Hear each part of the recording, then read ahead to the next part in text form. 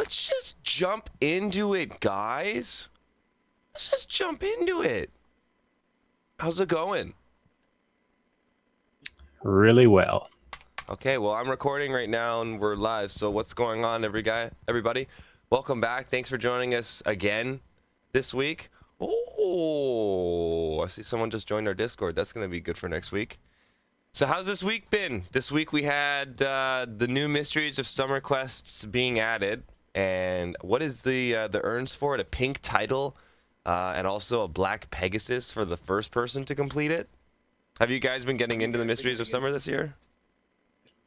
I have. Don't forget about the pearls, all right? Oh, you get pearls too. Oh. 150k.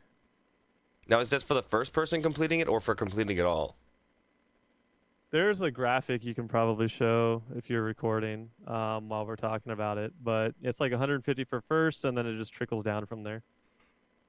I think the lowest prize is 3k pearls for like 10th place or something, or am I lowballing it? I can't really remember. But yeah, overall, I mean, I've so far had quite a bit of fun with Mysteries of Summer. Like I've been waking up at 3 a.m. because that's when the hints come out, and I've been trying to basically be pretty competitive with it. Unfortunately, they had to pause it this week, but I think that they did it in a really fair manner, and they're starting it up here on our patch coming this Wednesday. Yeah, I was like super happy with how they paused it because there was like a bug with the quest, and they were smart enough to understand that, oh, hey, last year we literally had people like have to switch characters for the quest line. Like we had to do some crazy shit last year. So for them handling the bug this year coming around saying, hey, you're not actually supposed to do that.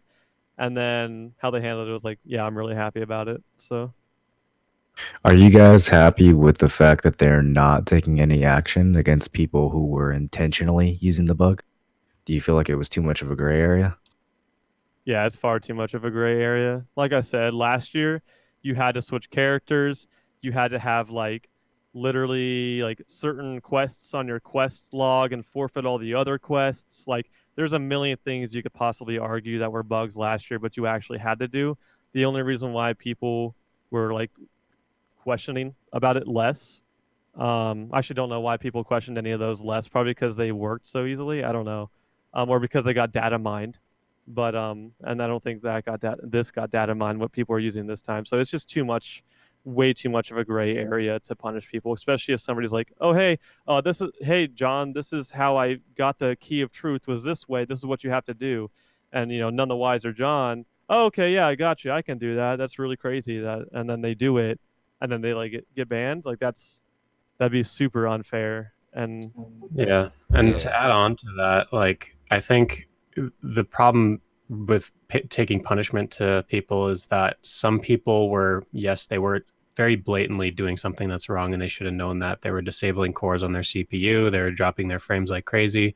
But then there's other people that simply logged in after relogging and were able to interact with it just because they might have been on slower machines or whatever may be the cause.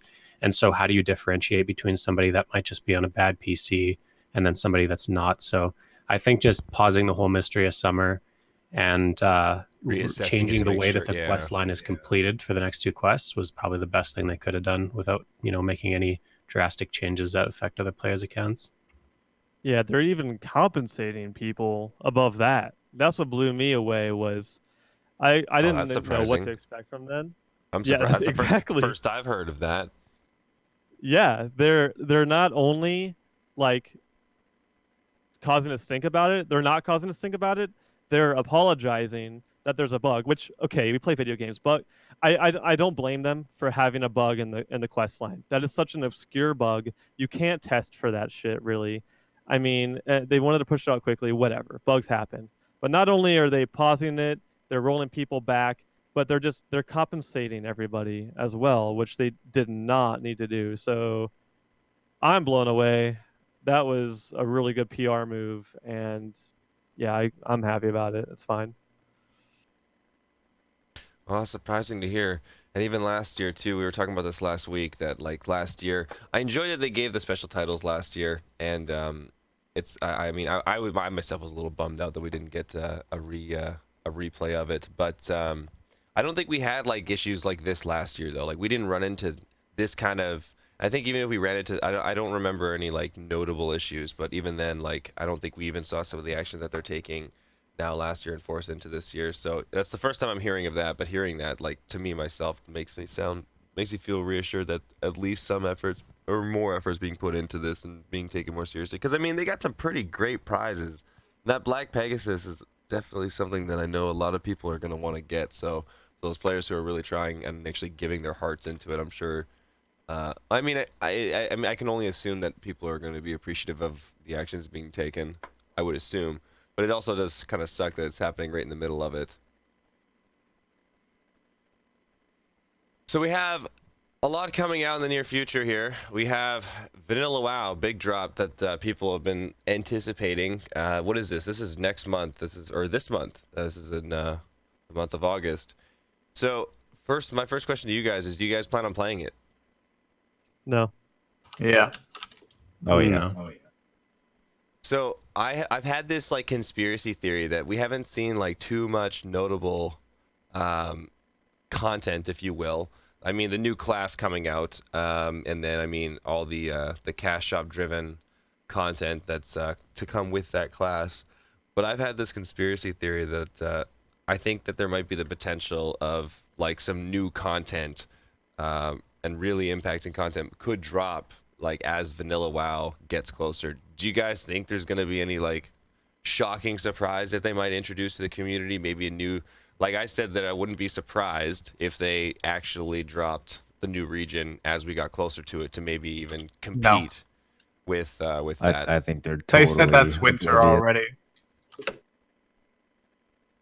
So my question to you guys is: do you think you're going to see anything coming out of the devs like that might compete with or try to compete or impact their players as the launch of Vanilla WoW gets closer? Because I mean, we have a fishing event happening, right? But I feel like that's going to end close to the time that that World of Warcraft drops, isn't it?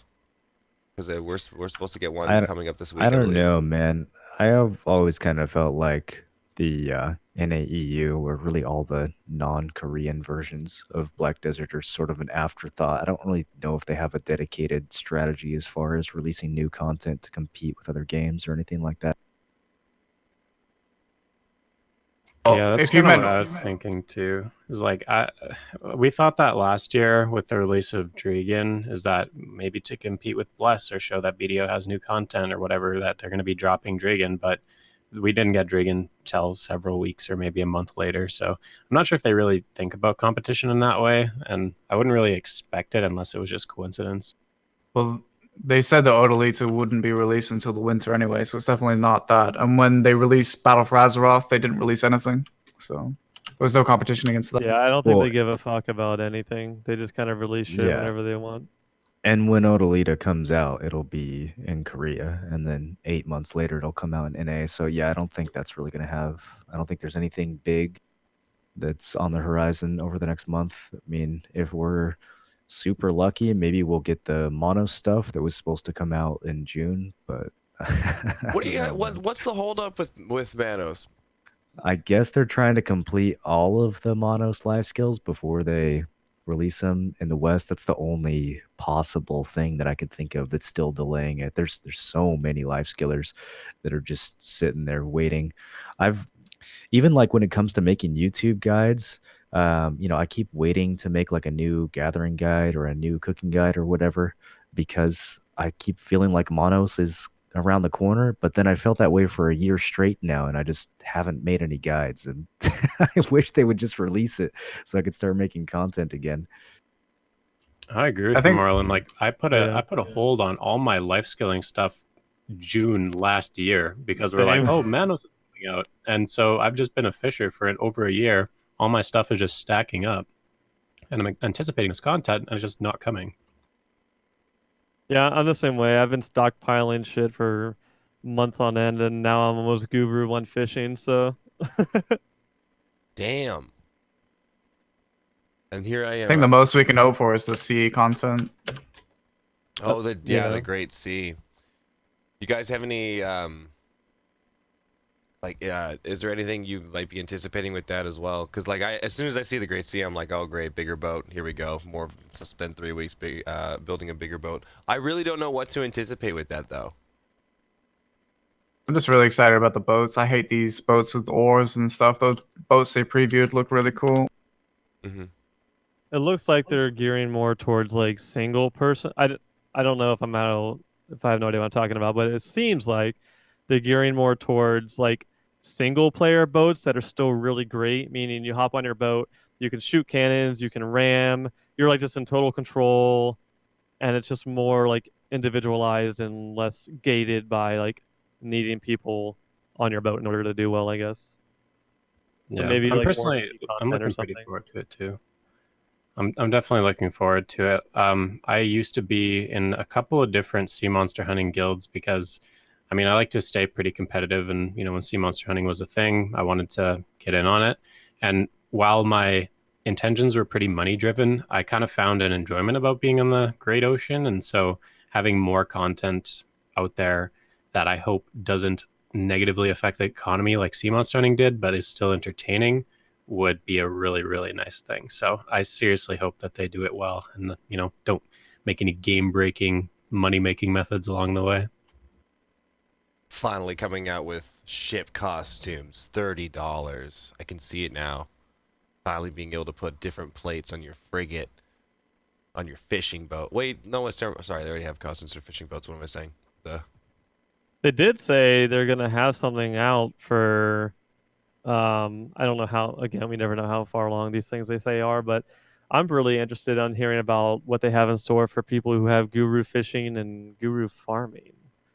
Because they like touched on that during the Huddle Ball, and I don't know if that means we're going to be seeing it when the Great Sea comes out for fishing at Oh least. yeah, underwater fish farms. I forgot about that. Yeah, really interesting. Underwater fish farms. That's what they said. They said you're going to combine your life skills and make underwater fish farms was the example that they used. So hopefully that doesn't go the way of, climbing or face making or the other things they have announced. I want climbing so bad. They announced it like a year and a half ago now. I want it so bad. So when are we all playing Minecraft? Because Minecraft's the big game right now. When are we all playing Minecraft together? I've been watching Moreland play Minecraft on his channel, and I'm kind of into it. I almost DM'd him, and I'm like, yo, like, is that a live server? Can I get in on that? Like, I saw him Yeah, building his dude, lava get in wall. on Like, that. Is it whitelisted? Can you whitelist us? I mean, you have to have the server info to get in. It's not a public IP, but yeah, I can get you guys in there, of course. Oh, sweet, sweet, sweet. Heck yeah, man. Looking forward mean, to it. Next don't know podcast, it'll about, be all of us just playing Minecraft while we talk about BDO. Yeah, as long as Lavin promises not to grieve. Fair enough. Oh yeah, are you gonna play with us if we disable PvP? Disable? Like completely? PvP's turned on. I just don't want people destroying each other's bases and stuff. Oh, I don't know. I don't destroy bases. I only kill. I'll have a code of honor. Just everyone's farms. Just the next day they show up and they're just all their animals are missing. So we have a lot of classes getting worked on. I think one of the recent ones we saw was Kuno. We've seen Striker. We've seen we hear a lot of anticipation for like what's and who's going to be next. I think one of the ones that I do think is going to start seeing PvE love is Ninja. Have you guys had any guesses on anything you think they're going to be working on next? Because we see a lot of, it seems like a very class individual focus. Well, they said they're gonna do a succession, which is like a pre-awakened buff of some kind. And they said warrior was gonna be first. And they said that was gonna be this summer. Probably not this summer for us, but I guess for Korea that should be just around the corner, where they want to make it so that people who are kind of nostalgic for pre-awakening can thrive without using their awakening at all. I don't think they're going to lock awakening or anything like that, but there's some kind of bonus coming to the main hand where people can just use that as their main kit. And I'm super excited to see how that looks, because that was my favorite era of the game when we were all just running around pre-awaken.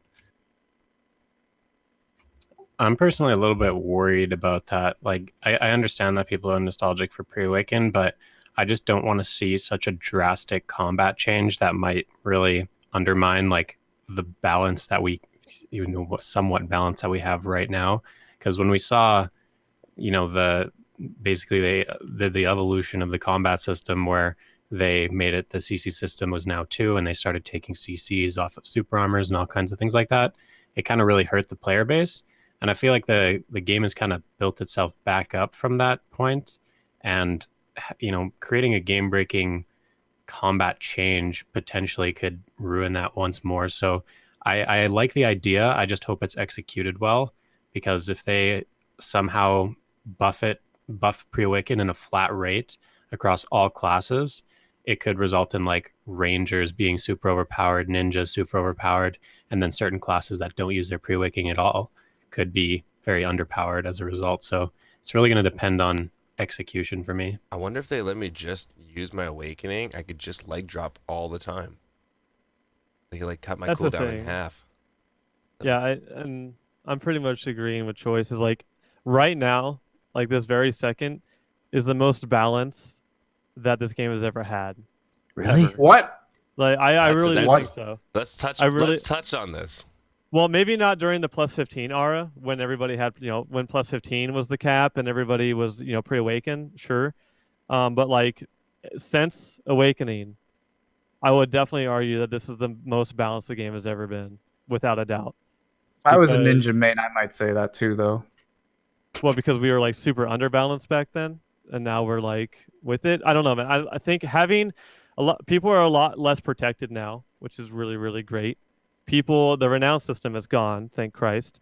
Like the people have to pay more attention. Mystics are not just absolute animals, and warriors are not protected literally forever in lingering super armors.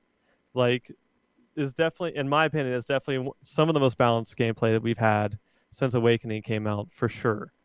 So the fact that they're releasing or even talking about a succession system before they continue to balance right now worries me too, because they should just stick on balancing what we have now before throwing extra shit in there, in my opinion. Give it a little Un- time, see how it goes. Unless they're using that to try to balance, but I just don't know if that's a very good idea. I don't know. How do you guys think it's not the most balanced it's been right now? That's what. Well, my opinion's short. I'm gonna just go first here, and it's an MMO. It's an MMO with MMO PvP. I don't think we're ever gonna have like a fine balance, though. I'm not in full agreement or disagreement with your comment either, because it's just MMO PvP. Other classes have counters, etc., which makes sense, but I still think, like, when I compare the two, I think of like as a whole in PvP, yeah, I would agree with your comment. I think I'm more on the disagreement side in terms of like PvE, because there's some classes that are just still really shit grinders, and there's people that have still rolled off their class because of some of those changes that have been made, from as simple as like stamina. But that's my take on it. Well, large scale is clearly not balanced. There's 3 to 4 classes that are way, way stronger than every other class. What would those and 3 be that's to you? been the case for... What's that? What are those 3 classes for you? Well, Witch, Wizard, and Archer for yeah, sure. yeah. And Absolutely. then Absolutely. I would put Berserker up there as well. Just their mixture of tankiness and range damage and range knockdowns and everything else, I think puts them quite a bit above every other class. If you compare any of those classes to, blade classes or short sword classes or long sword classes, I just think there's no comparison at all. You're clearly at a severe disadvantage. In 1v1, I mean, yeah, I think it's in a pretty good state. I definitely think that there was a lot more balance in the pre-awaken era. I felt like that was a time where any class could beat any other class. That's how it felt on the Xbox launch when we were all running around in plus 15. Like every matchup felt interesting. There were still like Rangers and Sorks kind of still felt broken with their iframes and with the range damage. So I could definitely see how it becomes unbalanced again if Rangers can just shotgun spam like they used to. But I don't know. I still had a lot more fun running around with the longsword back, when I was playing on Xbox before the Awakening came out. Oh, I agree. I will forever live in the nostalgia of playing PC back in those days. That was the best. But we're just so far beyond that now. It sucks. I just want to like quickly touch on what you said about those certain classes that were super strong at large scale. I don't disagree at all, but it's really interesting being in Black Rose, and we have such an interesting comp because we're very Witch Wiz light, and we don't really care what kind of class you are. And so as a result, we have a lot of DKs, we have Sorks, we've got Kunos and Ninjas and all kinds of different classes. And oftentimes when I see the list of the classes that top frag, a lot of it really is pretty gear dependent. Mostly the more geared players seem to do well regardless of class. Like if I use Last Siege as some kind of evidence of that, like a ninja top fragged by long shot, like 30% more kills than the next lowest person, which was a Velk. And then we had a Tamer, and then a Berserker, and then like a Wizard. So it's pretty interesting to see that when by and large, it's definitely evident that certain classes have a better toolkit for that, but class gear can really make a huge difference in, bringing those frags up even on a non-meta class. Was that on 100-man where the ninja top frag? That was Last Siege, yeah. So we had about okay. like 90 attendance or something. Yeah, I mean that's pretty impressive. And there's always like standout individual players who can make that class shine. But I think overall, if you average everything together, there's a few classes that clearly stand out. And obviously gear can trump anything in this game. If you have a big enough gear gap, your class doesn't matter. But I remember back when Vertex was still being led by Rudani and Sov, and we had a lot better gear and we were more competitive. Wouldn't Sasha like pretty consistently blame Black Rose's losses on class comp, and make fun of Vertex for being so heavy with Wizards and Witches? Yeah, there's no argument that witches and wizards they're the only thing that carry large scale to What about to the greatest Shies? extent. Because I don't know if this sounds ridiculous, but what about Shies now too? We haven't seen well, too Shies much are a different story implemented now. Okay, go on. Yeah, right. I won't yeah, change. I won't change the topic here. Yeah. I'll touch on Shies, but just large scale in general is balanced based off of PAs. Everything is just based off of PA. If you can have a longer PA rotation than your enemy, you win. It's 999 DP. Okay, so especially if you're gear dependent, or not gear dependent rather, but if you're equalizing gear and everything, all of large scale is just how well are your PA groups for the most part, in majority, not obviously all of it, but yes, you can absolutely win or fail a node war based off of your PA usage for sure. Shies are like a slight difference. I think they're definitely more relevant in guilds that don't have after PAs are done, obviously, but I definitely think Shies are shaking things up a little bit for sure. I just wish they would put PA on Shy and take it away from WizWitch and then buff their skills. Totally agree with that. Make up for that, because I don't know, it seems like they want to have traditional support classes, obviously with Shy coming out, and that sort of seems like a warranted change now that we have a true support class. And that way it can be good for Wizards and Witches at the same time, because now they're no longer looked at as the support class, and they're more of an independent. And I think PA as itself is really a broken skill for a class that can also kill you.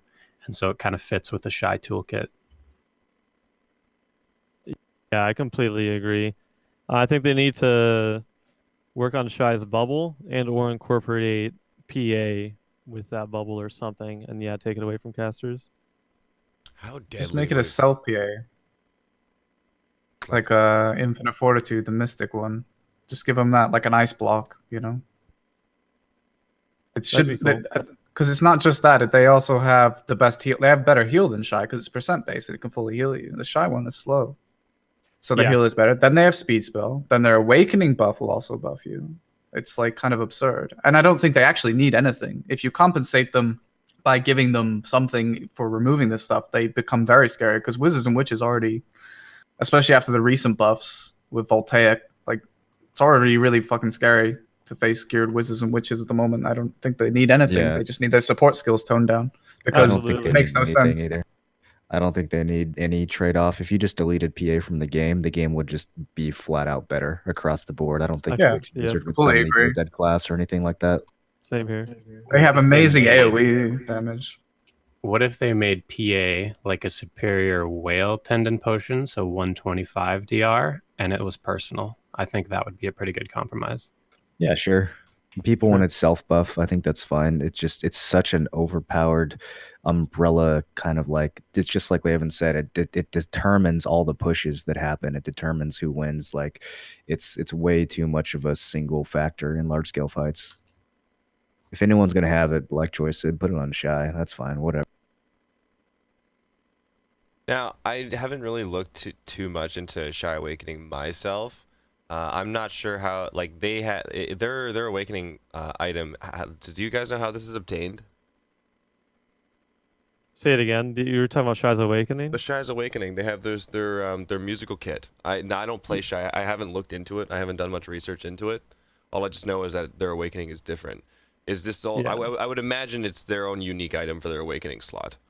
Yeah, so So- I'm actually gearing up a Shy right now because how is it obtained? so it's just through the Awakening quest. You go do it and you get it. I got you. Okay, so it gives you there's no upgradable version or of anything, because Yes. I myself found it surprising that there wasn't like just the regular traditional Awakening weapon also being able to obtain it through Dandy Box, etc. I thought that's what we were going to see as soon as it hit for that class. No. Yeah, so Shy's Awakening, it is upgradable. You get there's two different awakenings you get from doing the quest. One's blue, I'm guessing to like kind of play off of Laverta maybe, or just the blue awakenings. Mhm. And then one is a yellow, which is obviously a play off of Boss Gear. The more you enhance the awakening, the higher percentage values are for the buffs that you give to the people around you. Oh wow. Yeah. It's really Is it a interesting. notable jump like going try to pen? Are they big percentages or do you just kind of like make a try and It is. You definitely want to get Tet, absolutely. I mean, very obviously, if you're maining the class, you're going to want to get it. But I do think that the differences are pretty notable. I think they should be still like tuned, no pun intended, a little bit better. God damn it. But but yeah, it's notable. God, it's good I to thi- have you back, man. I really like the idea of having a peer support class. Like whenever I hear that little flute on the battlefield, I feel so safe.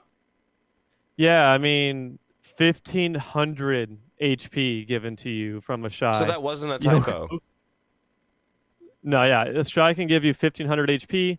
So if you like get a lot of your Shies to cast that, plus you do like the guild 1,500, or is it 1,000? Maybe it's 1,000 flat. But if you do the guild buff that gives you 1,000 HP, I mean that's an extra 2,500 HP you're giving to everybody. That's like my entire health pool doubled. God damn. Now we have a lot of things happening in the near future too. I don't know if we touched on this last time, but E3 was recently, and then one of the announcements that I didn't see coming was I knew it was going to come out on PlayStation eventually, but I thought it was going to be within. I thought it was going to be much further time away though. I can't word right now. But PlayStation 4, I've had I myself on my stream, I've been having people coming in asking about PS4. They've already got the bundles on sale that people can pick up. But the thing is when the game came out on Xbox, they had a much different style of launch. They had classes on launch that PC didn't have. We had lawn strikers in the opening of everything. My question to you guys is, do you think that PS4 is going to mirror a similar launch that Xbox had? Yeah, I think it'll be basically the same. Now that they have a set of things that they implemented with Xbox, I think they'll just do exactly the same for console. I don't really think that they're going to change any of that. It even followed a very similar formula to like the way that new PC regions would open. Like we would ask players from SEA what order they got things in, and based on that, we could predict like pretty accurately what order we would get things on Xbox. So I think for PS4, they're just going to basically copy what they did for Xbox exactly. So Morlin, you're kind of like our resident Xbox expert. Do you think that there's any lessons learned from the Xbox launch that's going to be like not mirrored in the PS4 launch? Do you think there's going to be any changes, or what do you No, think? I think there are lessons they should have learned. I don't think that there's any lessons that they did learn. I think it's going to be exactly the same. What were some of the? They, Can you give us some of the pros and cons in more detail that maybe you yeah, think you yeah, experienced on for Xbox? sure. So I think that one of the biggest mistakes that they're making with these new releases is the speed at which they plow through content. There was definitely like some golden eras of BDO, like the Calphian era and the Medaya era. I have a lot of really good memories from those pieces of the game. And having the Calphian era on Xbox was 2 weeks. We got Media after 2 weeks. That And sucks. then, the Medaya era was a little bit longer, but it was also like Azulas were immediately in the game, and the Black Abyssal weapon was immediately in the game. Like the gearing was much, much faster. It felt like everything you did in Calphion didn't matter. The Black and then, Abyssal was already in the game. yeah, and Wow. then like the Roaring Armor was rushed out, although it was bugged, so I don't. It kind of wasn't rushed out, but I think for PS4 it will be rushed out. And then like when Valencia dropped, it was the same thing. Like it kind of felt like all of your progress in Media didn't really matter because you could immediately go for tri weapons, and all the work that you did for plus 15 was kind of like the pace was just too fast. It felt like it almost felt like a theme park World of Warcraft style reset where like your gear and the work that you did didn't matter because there was just something new that was going to make all your work obsolete. So I really didn't like the pace that they released things. I think they could stretch it out more. I don't understand the rush to get to like the current state of the game. Part of the fun in MMOs is that journey, that kind of like slow build of progression. And I think each of those eras of the game had something unique and interesting to offer, and I don't really see why we need to skip them as if they're like inferior to the current state of the game. I agree with that. I used to say that about South America, though. When that server was released, it plowed through content so fast, and then they just accelerated it even further with Xbox. They just never stayed in the state of the game. I mean, I remember GVGs over thousands. We had Medaya for quite a while before Valencia being released, and it was really fun. Oh but you yeah, skip that's the best open world PvP the game has is the Calphian and Medaya era. You have fights Oh, at yeah. like Hex Sanctuary and Mancha Forest, and then when Medaya comes out, you have all the fights breaking out at Sazens, and the world is still small enough at that point that one little scrap over a grind spot can turn into a 30v30 in like less than 10 minutes, and that's the only time that's ever going to happen. And it's a bummer that they rush through it and get to the part where there's benefits of the game opening up and being big and having more grind spots and more content as well, for sure. But I just don't like how they rushed through those beginning eras because they were, they had something special to offer. And then I believe talk of the town around this current time is also, hey, what's up, Namiko? Thanks for being here, dude. We're currently talking about console and PS4, and we're on the Xbox topic comparing Xbox to the launch of PS4 that'll be coming out. We're talking about what we think the pace of the launch is going to be like, and if we think they're going to do it any differently, because when it came out on Xbox, they had some different classes that came out on PC, but then now they have PlayStation 4, so we're grabbing everyone's opinion on if we think the launch is going to be any different or if it's just going to mirror the exact same thing. And then getting back up to speed, I believe the talk of the town right now at this current point in time of this recording, I believe Comma is just about to come out for Xbox, and the in which the pace content sounds like it's coming out and how you've also described it. It also makes me wonder like how soon they're going to get the Dream Horses to come out, and I wonder if it's going to be more of an immediate thing or shortly after, and then how much sooner we're going to see the console also be introduced to Dregan, which still needs work, by the way. I mean, at this point, like now that pin gears in the game and everything else, I don't think it hurts too much if they want to rush like Kama or Dregan.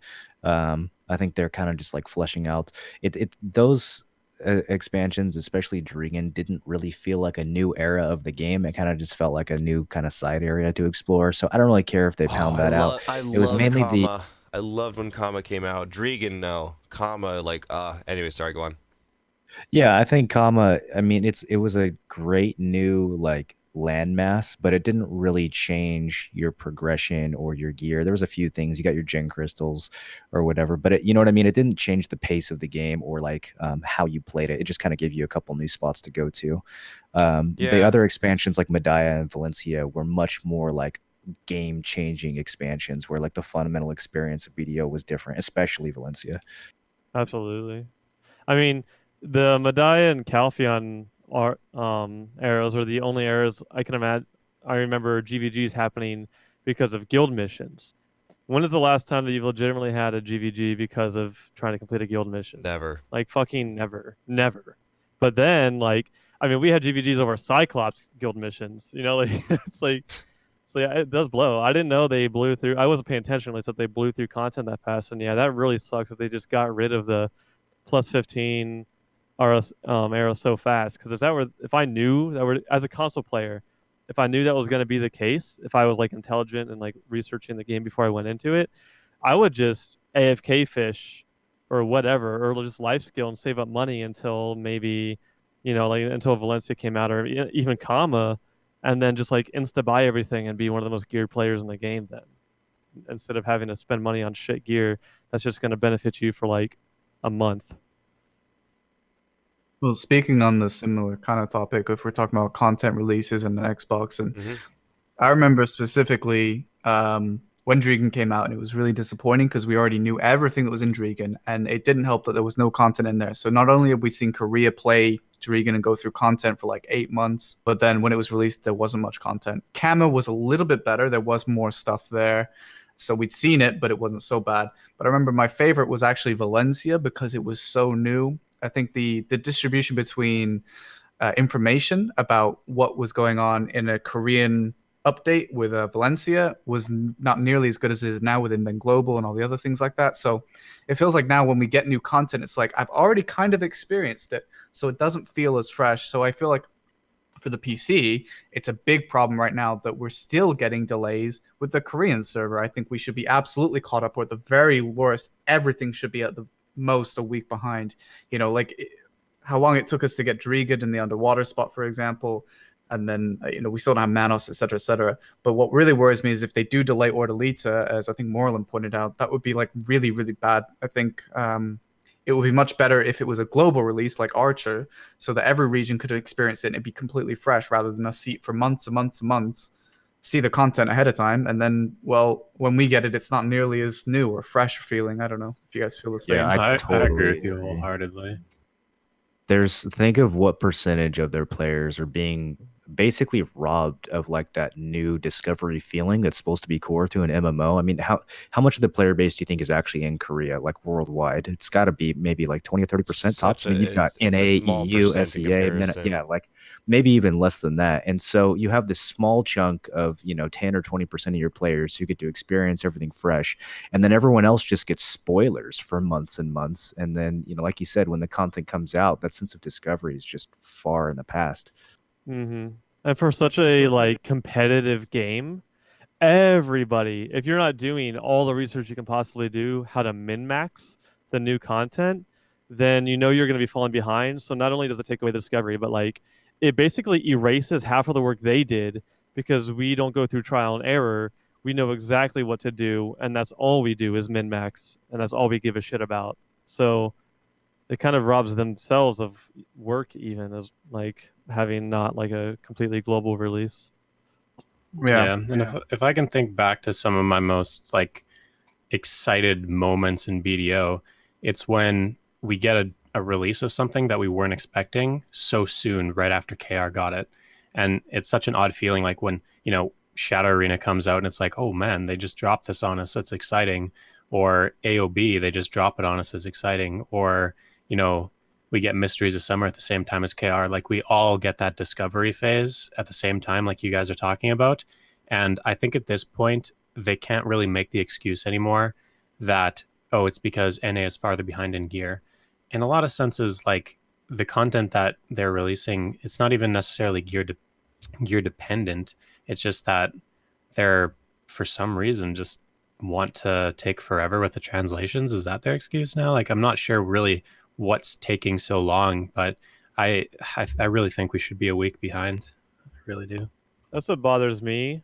Also, is I feel like all the content they release is geared towards all players rather than like in a systematic or like stair step way of going through the world. Because when we got Calpheon, well, we started with Calpheon, but like when we started with Calpheon, then got Medaya, then got Valencia, it was like kind of like stair step. But then like with Dragon, and a little bit with Kama too, it's like it was like rings and gear and areas for like both types of players, and I think that confuses a lot of people as well, which is really like because like the Kagam rings, the half of the gear in the game is literally utterly useless, like completely useless.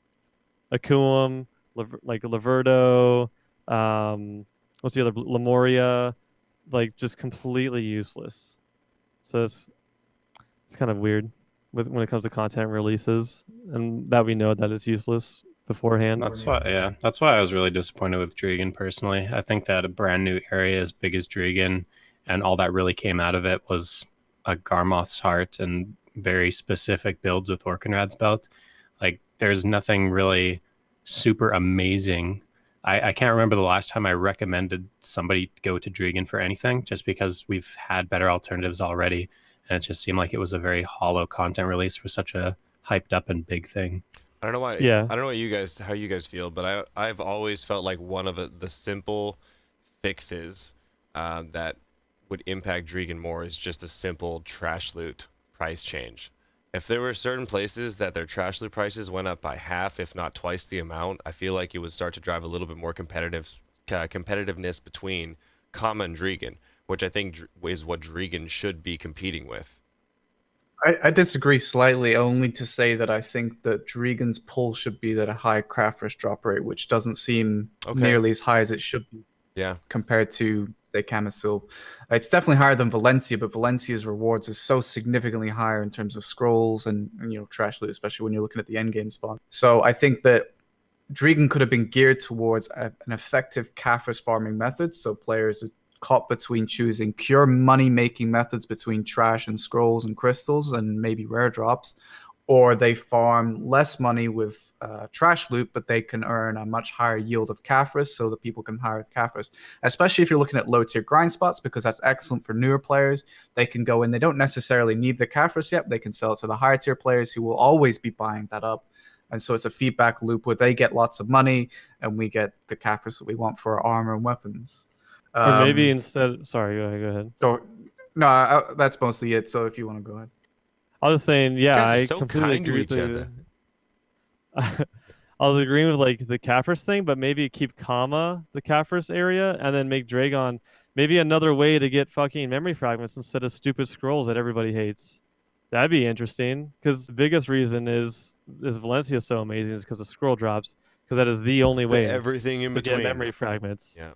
The entire game is bottlenecked by memory fragments. So maybe make a way to get memory fragments through like Dragon mobs somehow. I don't know. I'm not 200 IQ. I'll maybe think of a way at another time. But the point Awaken relic scroll. something, just anything that is more geared towards memory fragments. So now you have, if I want to go Caphras, if I want Caphras, all right, I'll go to Kama. If I need memory fragments, maybe I'll go to Dragon. If I just want trash per hour, okay, I'll go to Valencia. I don't know. The point is, like, I have set foot in Dragon exactly zero fucking.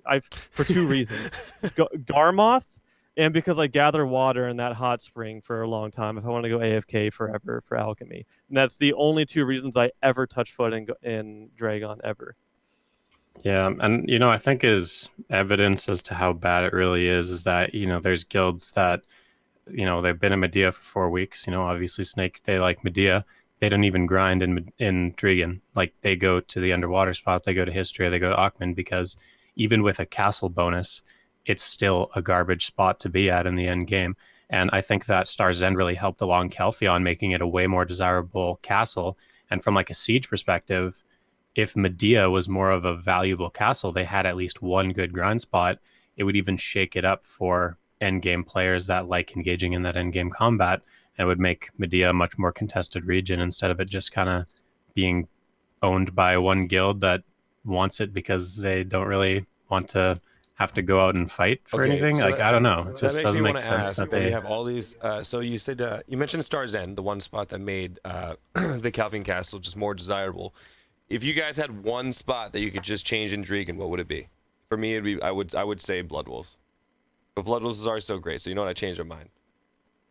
Yeah. I think Shuriken's is the most disappointing spot, especially with Rifts being added, because the price of the Orc and Rat belt just plummeted when that was added. So I think it's a really disappointing spot for a couple of reasons. The mechanic was there to kind of make it interesting, but overall the drops aren't that great. And then I actually think it's kind of a boring spot. I think Tissa Ruins is a really nicely designed spot. I actually like the aesthetic of that spot, and I think that Blood Wolves is a really nice aesthetic spot. And I think that Shuriken would have been much cooler in an underground cave system or I get where you're coming from, because it's like you just like go to a field with trees. It's not that interesting. Yeah. It just aesthetically it doesn't do anything for me. I think Tissa Ruins is really cool. It's like a swamp and you can really feel it. And I think they did a really nice job with that one. I think Blood Wolves is also kind of cool. I just think that Shuriken with a combination of aesthetically, it's quite poor. I used to grind at Basilisk, unironically, in 2016 when people were grinding Pirates because I liked the spot so much, even though it wasn't financially prudent to do so. I liked the spot so much. I thought it was really cool. I grinded it. Shuriken's does nothing. Its drops are terrible. The money income isn't great. And then I just think it's boring. I don't know. And the elite grinding is so lackluster at nighttime. Yeah, it's weirdly inefficient. I don't know. Yeah, when I heard about it for the first time, I thought it was the coolest thing ever, because the way it was described to me was, oh, at night these mobs come out that are legitimately not exactly, but like just like fighting a geared player. It's like PvP based combat, but it's like PvE, so it's very difficult. You have to like really manage and like fight around them, but they drop pretty good stuff. I'm like, wow, that's pretty interesting. Yeah, it was nothing like that. I That think sucks. that Shuriken was supposed to be their end-game grind spot. I'm pretty sure they expected Orc and Rad belt to be a lot more popular than it was. And you know, if the belts were 75 mil or whatever the suggested price actually is, I think that the spot wouldn't be that bad. But because of that, I think they either need to buff the spot or maybe consider adding in an extension, kind of like they did with Calpheon and Star's End, and making a real end-game spot. I think even when Orcarad belt was maxed at like 95, we had some people that were grinding out there with loot scrolls, and if you had insane gear, you could make it competitive with like Historia, but it was never going to be better even at 95 mil belts. They needed to just either make those belts better, or now that Central Market is here, the prices could go higher if the belts were actually worthwhile. But yeah, it just doesn't feel like an in-game grind spot. It needs the kind of buff, it needs the kind of incentive that places like Historia and Star's End have. There's really no end game Medaya Castle, kind of area. There's no end game Dragon grind area. And I think part of the problem is the devs. I don't know if a different team worked on the Dragon grind spots or what, but the devs don't seem to know like what difficulty rating those places have. If you look at the AP recommendations on the map for Dragon, they're hilarious. They're not even close to correct. Like most of the AP recommendations across Valencia and Kama are pretty good. Some of them are a little bit off, but the ones in Dragon are off by like 100 AP. They're so bad. I don't know how anyone who has actually grinded in those places could, for example, suggest like 140 AP for Tashira Ruins. And so maybe the loot is scaled thinking that that's 140 AP spot when it's in fact not. I think they either need to make the spots easier so that people with those recommended AP can actually go there, or they need to increase the rewards and change the recommendations to reflect how much AP it actually takes to grind there effectively.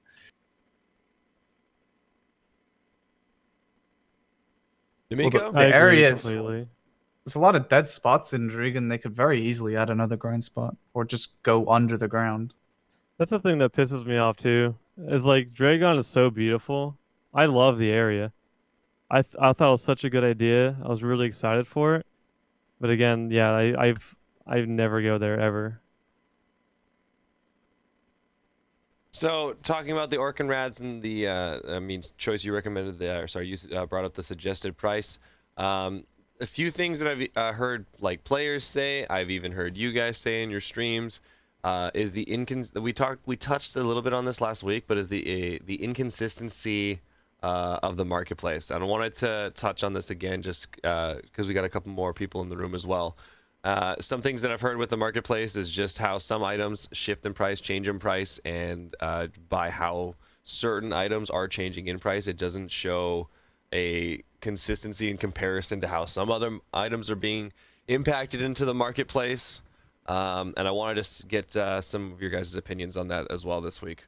Because like one of the things that I anticipated that I thought would see go up higher, I thought Ancient Guardian Seals may have gone up in price based on just like some of the shifting of certain accessories going on. We've seen Blamebo Quest buying an ass load of Tree Spirit belts, and they haven't changed in price. I think the ceiling for those certain items are more limited than we think.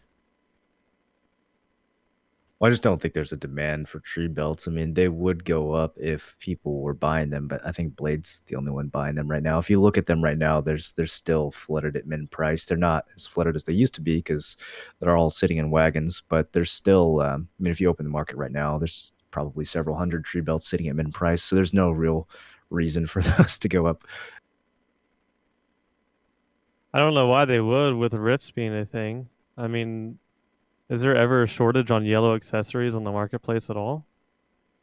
And the price of yellow accessories has also decreased heavily. So, Mm-hmm. like them previously, like bass belts used to be way more expensive than they were now, and were not accessible at all. Like I remember when they were sold out for a long time when people started earning a lot of money via history and stuff. But now you can basically just go buy one. Well, tree belt's just not really a good alternative or a good intermediate piece. I mean, if you look at something like red coral earring, a pin red coral is a pretty decent alternative to like a Tet Tungrad. At certain AP brackets, that extra accuracy can give you a lot more damage. If you compare tree belts to, like a Bassi belt or a Tungrad belt, the extra accuracy just isn't that much. I don't know. They could buff it. They could make a new recipe where you like combine tree belts into a thing that you use to reform another belt and get more accuracy out of it. There's a bunch of things they could do to make those items useful again, but having reward boxes like the rifts that flood blue accessories and then not really giving anyone a reason to use them is, it's pretty predictable what happens. They end up just sitting at min price. It's actually kind of weird because I think in general, one thing BDO can be credited with is keeping things relevant, old content relevant, old gear relevant in a lot of ways. But this is one way that seems to be an oversight because realistically, a tree belt would be a stepping stone piece of gear into a Basilisk belt or something else. But it's not because they give too much free AP away with like a Sula and other free stuff like that really new players say, well, I can skip so fast into the gold accessory because they're not that expensive either, so I might as well just skip and wait for that. Yeah, instead exactly. I agree. Like anybody with like 2 IQ knows, all right, I literally get a free main hand, I get free accessories, I get I think the only thing they don't get that's free is maybe like an awakening, and they can just grind in Valencia until they can afford the relatively cheap yellow accessories and just push for those. Or get a duo drop. Get a duo yellow accessory from a rift. You can get a free awakening as well via the Catan awakening weapon. You know, I laugh, yeah, but it right. is totally possible because I've gotten duo accessories from my rift boxes. Like if you compare now to like what previously when like gearing it was like a process, like where you would go from even just like Mark of Shadow to Crescent Rings and stuff like that. Now you just completely skip like blue accessories out as a new player because you just go Sula and then you can rush straight into the yellow accessories. There's like no need for blue accessories right now outside of like, for example, red coral earring and stuff like that, but that's like its own entity, I guess. What do you guys think? Oh, sorry, go ahead, Choice. I was just going to say really quick, I think they're trying to fix that problem because, we had the problem with the gold accessories sitting on the market like the Forest Ranaros rings, but then they made them meltable into Kaposhi accessories, which is something relevant. So I think they are looking at it. They just haven't gotten along to making blue accessories more relevant in that kind of way. What do you guys think if they doubled or tripled the enhancement rates on blue accessories? Because that would be kind of interesting because it would be more forgiving for new players. They wouldn't need crazy fail stacks. They could push for like Tet or maybe even pin tree belts and stuff, and it would be a little bit less risky. It would give people a reason to buy those items and gamble on them. In a way, it would make sense. Everybody would have Penroad Coral and Evasion would be dead. I'm okay with that. Whoa! talk. I'm starting to like this idea. They could make red coral if red coral's the thing holding it back. They could I don't know. They could make that in I can yellow see or something like that something, being but a thing I up just to think it would even be like cool. try and tet, right? But at the blue grade, for me, like it just makes sense for accessories like that and items like that on a lower grade to have a higher chance of success. When other than red coral earring, I can't think of any blue items where making a tet or a pin attempt really makes any sense. I guess tet witches were kind of Tree viable for a spirit while as belt an for alternative. accurate. I don't know. Even I'm a tet reaching. tree, Witches. even a tet tree is not that good though if you really look at the stats, or even a Hmm. pin tree. Like the only thing that would make it worth going for compared to the cost of, if you're going to make a pin tree belt attempt, you have to have a tet tree belt.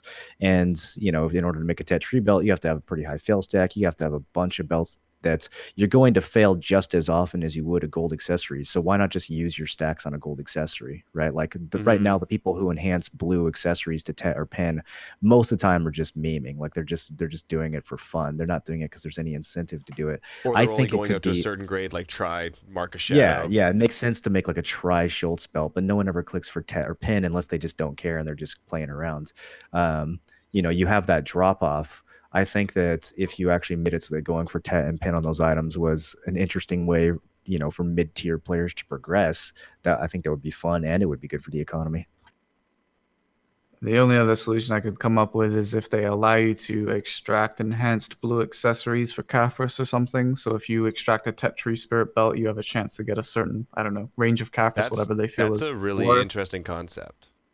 And then that way they would get bought out at the base grade as people try to enhance them. People go through resources to do it, and then maybe the prices will go up for new players that drop them from rifts and such. I don't know. It's In a a weird way, one I because you kinda- find a way that works. No, go ahead. No, I was mostly done. Go ahead. I was just gonna say, I mean, I kind of hope they don't double down on the whole Caphras thing. I feel like Caphras is a really boring way of progression, personally, and that seems like it's the solution to everything is just like make it drop Caphras. But I don't know. I just think that the Caphras progression system just makes people so strong, and it's really unwarranted. You know what I mean? Like I think it's a really boring way to progress, and people like the excitement of seeing that next enhancement. When they brought out Caphras, it was supposed to be this is a way to guarantee yourself a pen if you wait long enough and you get enough Caphras stones. But it's very quickly turned into a way for you to boost the stats of your already existing pen gear. And I think the line got really blurred really quickly when it came to like what Caphras were supposed to be doing. And I think a lot of players are really bored of that Caphras grind. I don't It's think it was ever only to be safe enhancement, though. The whole point was that many Korean players had already full pen, and this was a way for them to push past full pen without them adding a 21st tier of enhancement, which is RNG. I think a lot of people appreciate having something that's not RNG dictated that they can farm. But Well, the devs specifically said when Caphras came out that part of the intention, or even the main part of the intention of Caphras stones, was to provide a guaranteed, but somewhat slower but guaranteed progression for players who didn't just want to gamble all the time. But that just isn't what's happened. Like pushing your Tet weapon to pin through Caphras stones is horribly Daunting. inefficient. I only know It's a couple not. people who have done it, and it's like, wow, you did Well, that. just the amount of Caphras stones you have to spend eclipses. Like you could just buy a pin for a fraction of what it would cost for you to put that many Caphras stones into the item. True. So These people I'm talking about, this was before Caphras price changes, though, as well. But that is true. Yeah, I mean, at 2 to 3 mil per Caphras stone, I don't remember the exact math, but it's way more than a pin. I think you're spending like 50 bill to force a Caphras from Tet to pin. It doesn't make any sense when you can just buy pins for 20 off the markets. And it especially doesn't make sense when you look at things like spending that silver on Cron stones and just gambling it. But I mean, if it was executed more properly, where like the amount of stats that you got from feeding Caphras to pin was toned down, and the amount of stones that it took to force a Tet to pin was, alleviated a little bit, so that people could actually make guaranteed gains with no gambling, albeit, somewhat slower. I think that would be closer to the actual intent of the Caphras stones. They just didn't really tune it properly. Well, I totally agree, because as someone who's 265 AP on a class that is supposed to excel in single target damage, I feel like some players are on the old renown system and some aren't. When I run into somebody who has like Caphras pen gear, like there's some people I run into who are still at like 280 AP, but like on the border of hitting that 346 DP bracket at the same time. So I can't even touch them, and they can still absolutely one shot me, because they have not only pen gear but it's Caphras as well, and it's just the gear gap is like massive. So, in that sense. Amigo, I see you unmuted. I feel like you got something to say here.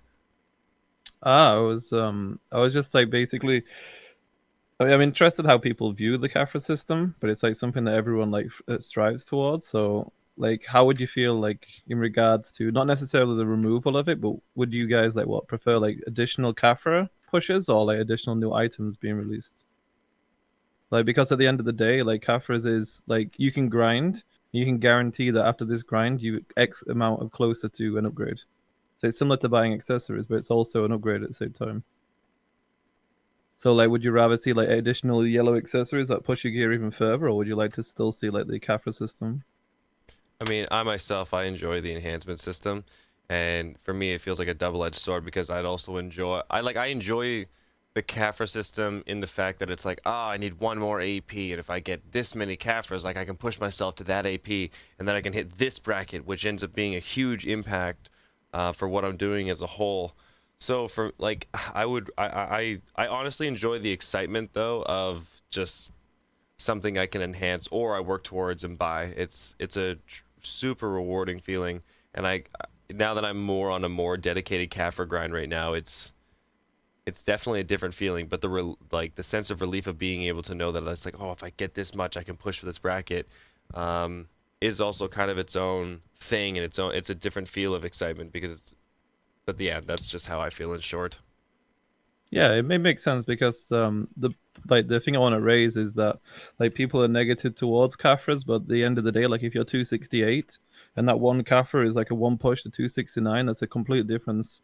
Like in other words, you'd have to get another piece of item. So some people, when they're pushing higher AP, their next upgrade is either a Tet to Pen accessory or like Caphras, and they're completely different worlds apart, like in regards to cost and like accessibility. So in my opinion, that's personally why I like the Caphra system. I think it's not done perfectly, 100%, but those little minor gaps of AP, it allows you to peek over just over it, so it doesn't necessarily mean that you have to gamble or save like literally tens of billions to buy an accessory or gamble into the pen accessory like area. I think it allows new players. Go on, sir.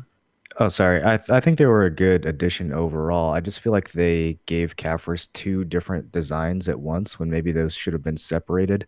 Like they have here's a guaranteed way you can push your Tet to Pin, but then they also have here's the only way that you can get more stats after Pin where gambling is no longer even possible. And I think maybe those two should have been two separate things because you have all the people with Pin gear driving the price of Caphras up because it's the most cost-efficient way to push their gear past Pen, and that just destroys any opportunity that players at Tet have to use those Caphras as the guaranteed progression that they were intended for. Yeah, it does. I completely agree. But then the simple solution is that to lower the cost, right? If you lower the cost required to get a safe Tet to Pen level and lower the stats you get from upgrading Tet to Pen, in terms of like, obviously you wouldn't want someone with like Tet C19 or something.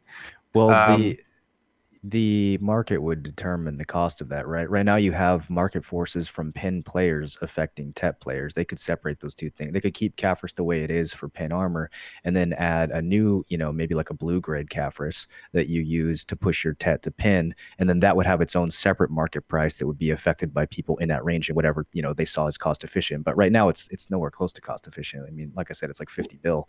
Interesting. If you had people different colored Caphras system to affect the different tiers of grade of gear, which would completely change the cost of those items. Interesting concept. But would they still get stats upgrading their Tet to Pen? Yeah, you'd get a portion of the AP on the way from Tet to Pen. I mean, I don't think it would be any cheaper than making a Pen item because players would still buy those things, and it's generally more expensive to buy something that someone else made than to make it yourself, because if it's the other way around, the market just adjusts until that becomes the My biggest inherent problem with the Kafra system is that we're able to hit both brackets at max. Like you're able to hit 309 AP and you're able to hit 346 DP at the same time. And I think that the Kafra's DP on armors is just out of this world. The fact that you can get a pen armor and you get 5 DP, but when you Kafras it up to C9, which costs less than the armor itself, you get another 10. And so I think that the physical stats, like the sheet stats on the pen gear with Kafras in it, is just way overtuned, personally. I agree. Exactly like what I said with. But like, what does that kind of DP mean with when you fight against someone with 290 AP?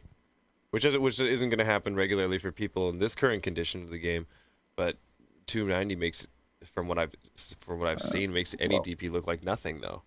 If you've got 280 AP, you should be able to combo even a full C9 Kafra set on a pen armor. But the tankiness is more applicable when you look at a large scale scene, which is why people like it so much, is because it protects you more. Where people are typically blown up if they don't have PA, then they get to actually survive a little bit longer with the defensive stats from pen armor on Kafras. So the problem is no one wants to build accessories because there's no point, because you can't use them in grinding. So everyone still builds AP accessories, but they still want to be somewhat tanky. So instead they invest the Kafras money. I don't know.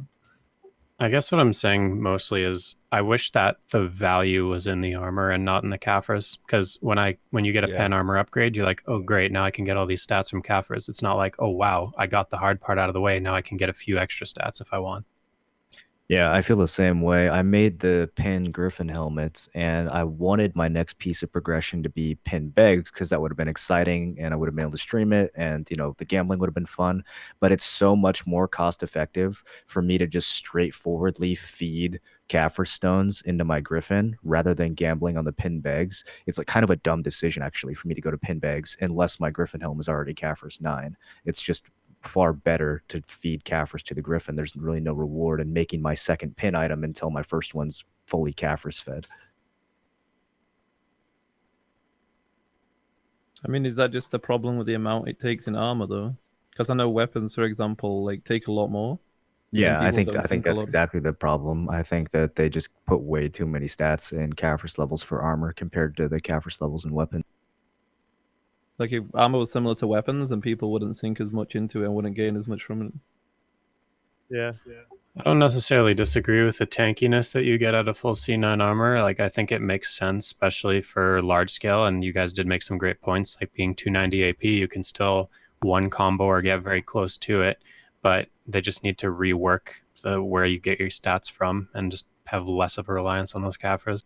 They could front load hitting pin, put like 3 more sheet on actually hitting pin, take that away from the Kafras levels and kind of spread it out.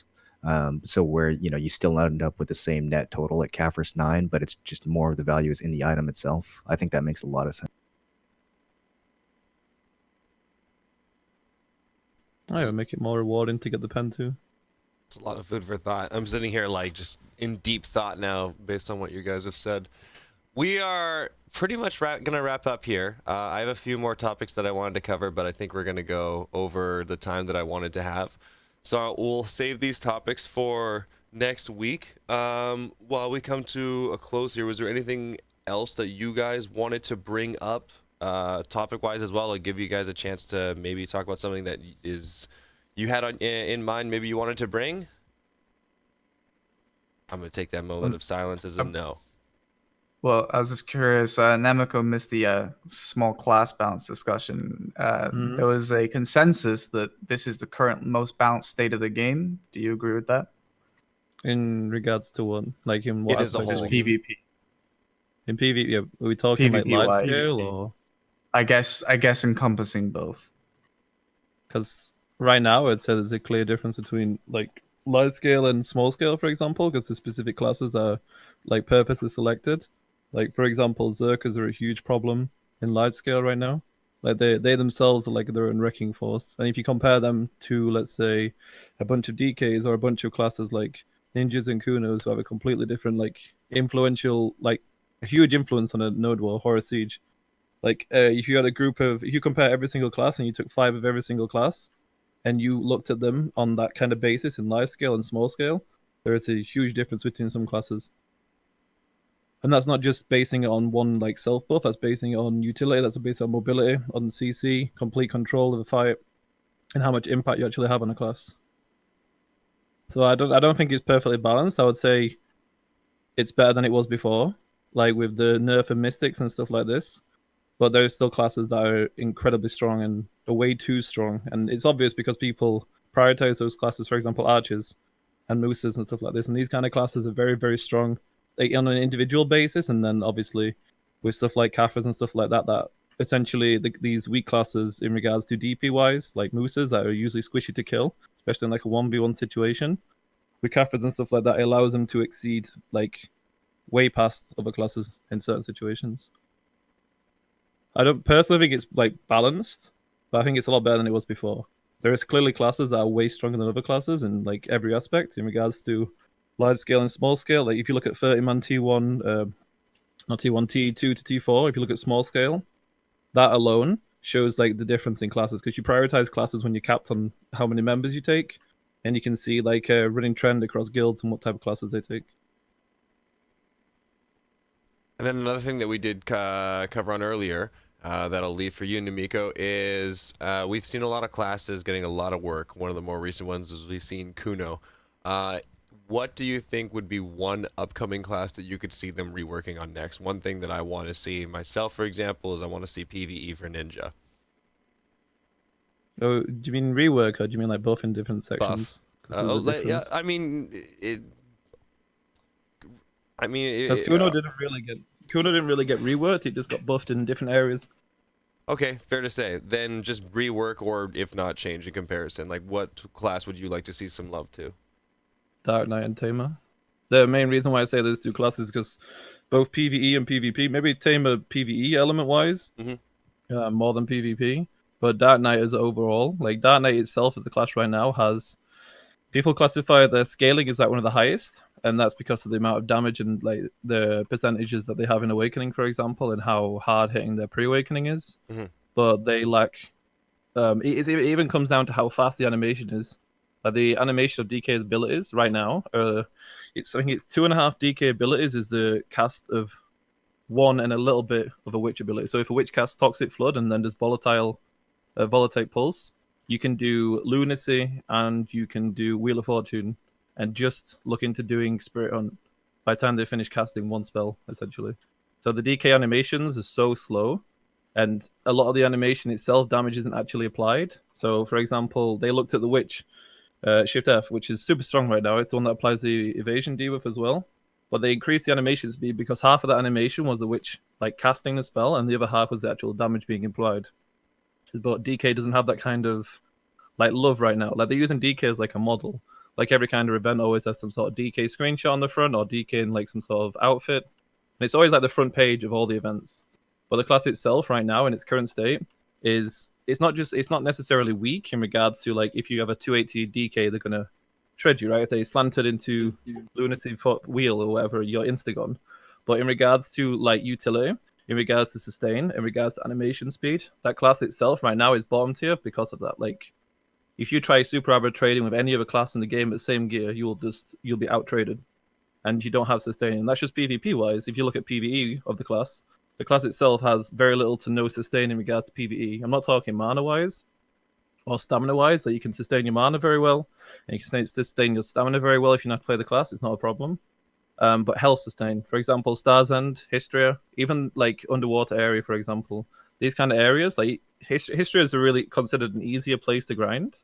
You can you can see the mobs a lot, but for example at Star's End or Underwater, it's pretty hard for a DK to grind because of how many potions they chunk through.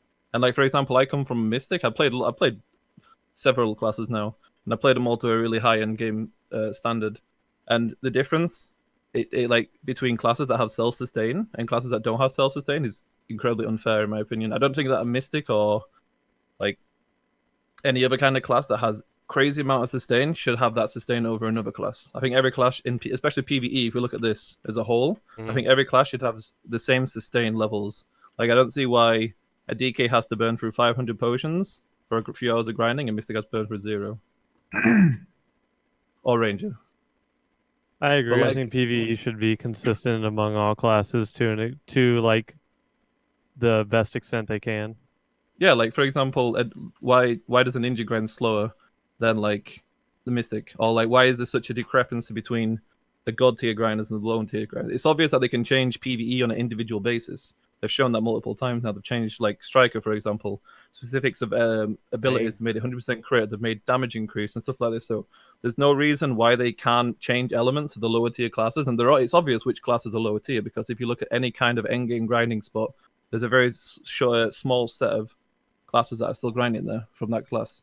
So If you have somebody creating a class to perform better in PvE, then you know something's fucked up. Like, it's fine to create a class for PvE because you like it better, but if you have to create a class to perform better in PvE, which is literally the straight up money making, which is what drives this entire force of the game, then yeah, there's something wrong. yeah, but it's like there's multiple classes that have this problem. Like there's like Ranger, Dark Knight, Tamer. I can't think of the other classes that hunt right now that have this issue, but those three mainly are classes that can grind, and they can grind. Yeah, they can grind decent. You know, they're not slow grinders. I'm not saying that they're slow grinders, but sustain is a huge thing that should be covered, and I don't see any reason why that you can't add health per hit in PvE, for example, which would completely nullify, especially on like certain abilities, for example, right? Like Shy has it right now. You can get skill add-ons that give health per hit on multiple abilities. Like Shy itself right now is a very high amount hitting, low damage percent, but high amount of hits, which allows the class to have essentially infinite sustain. Even it's completely like unprotected essentially outside of like one pre-awaken ability that you properly use for grinding. But outside of that, they have like no protection and no CC, right? But they can still out-sustain like any other class in the game because of their own self-sustain that they have. So I think that should be applied across the board to every single class. I don't see why there's such a big difference between it. They can clearly tweak PvE elements, and I think they should do it across all the classes that still haven't been touched. I don't know what they're currently doing in this, or if they've completely forgot about every other class after they buff Striker, Witch Wizard, and Kuno. But hopefully they'll look at it and they'll be like, okay, we'll just make not every class the same, because you still want a class to have its own identity. But I don't see why some classes need potions when they're grinding endgame and other ones don't. I think that alone already shows you there's such a difference. And some classes can grind certain areas, and some classes can't. Like, why can Mystic grind History faster than Striker when it's his like counterpart? And it's like completely different world. So that's my personal opinion on it after the run. Oh, I muted myself by accident there. Okay, and let me just shoot this at your way. Vanilla WoW, we gonna see you on there? Vanilla WoW, yes. I will be playing Vanilla WoW, but I'm not sure how it's going to go exactly in regards to as a whole. I think it's got a few months, maybe weeks max longevity in it, but I will be playing it. What side are you guys all gonna be on? I'm gonna go for Horde. Whatever Anfield and Nico decide. Anyone else? I know some of you guys are playing this. I would probably go Horde, but I'm not playing. Choice. If that helps. Horde or Alliance? Did you say me? Yeah. Oh, I'm not playing WoW. I I'm know, not but- playing WoW. I got way too much shit to do in BDO, man. I know, but now I'm just saying Horde or Alliance. Now we have to know. I have no idea what either of those mean, but I guess Horde, because I like that word better. Good choice. That's good why I choice. chose Horde. Good choice. Okay, guys. Well, thanks for being here. And thanks again for your guys' time. Hopefully we can get together and do this again next week. If you guys want to check out any of these creators, there will be links in the description down below. Make sure you guys give all of these guys a follow, as all of them do stream. Some of these guys do make YouTube content as well. So please make sure to take a look at these guys. Guys, thanks so much for being here. Hey, thank No you. problem. See you next time, man.